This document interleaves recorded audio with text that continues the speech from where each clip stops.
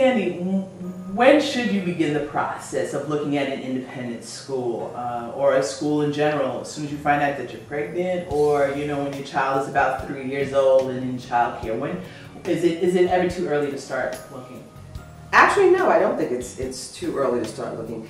When you're pregnant, I would say, particularly since we know the cost of independent schools, it may be a good time to get started. Right. Let's say this. It's certainly a good time to get started on the bank account. That we start putting some money aside to prepare for education, and then we'll see where it's going to go. From K through 12 and then on to college, exactly. But then hopefully once your child has gone through an independent school process, if you're getting your return on investment, that means that your child is probably, or should be able to receive as much scholarship as possible.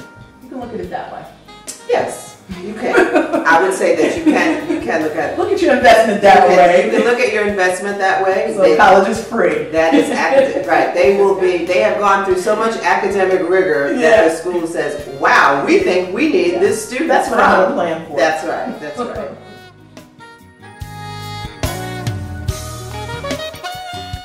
So it's a gorgeous spring day out. So again, I want to thank you for being here and sharing your expert information on admissions.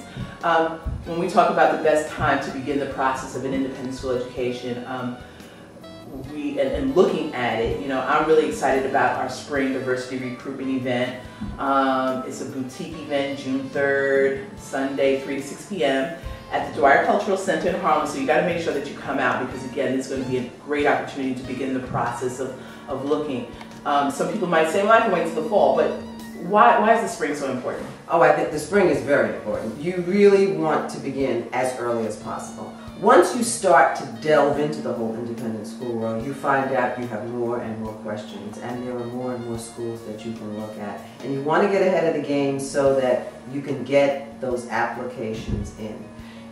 There's a lot to filling out the applications. There's a lot to interviewing with each school. So you really want to stay on top of it. You'll find, depending on the number of schools that you apply to, you're going to need a little file, and you're going to need to keep everything separate. And you're going to need to find out when their open houses take place. And between the spring and the fall, things can change. So even if you come to one event and then there is another event, they also help you to network. They help you to meet all of the admissions people. You can come in the spring and they can say, well, we're only going to have one class of 4-year-olds or one class of 4th graders, and we only have one spot available. You could come back and that person say, guess what? We had so many people inquire that we've decided now to have 2 4th grades. So we now have 17 spots open. So it's never, in a sense, an overkill. It's always learning something new. When you come back the next time, you'll have a battery of questions, and also bring friends. There's nothing like going into this with other people of like mind, where you may share the school, you may share your beliefs and what you want for a school. You can share the driving, the carpooling, the going to events, the night meetings, and all of those things come into it. And volunteering at the school. You might not be able to do it, but your friend can, and you can watch the kids. So it's a real trade-off, and each time you will benefit from learning. It's like having 2 kids, and you go the first time and hear all about admissions into college, and when you get to the second kid, you think, do I really have to do this again? Well, of course you do, because it's a different child. It's a different child.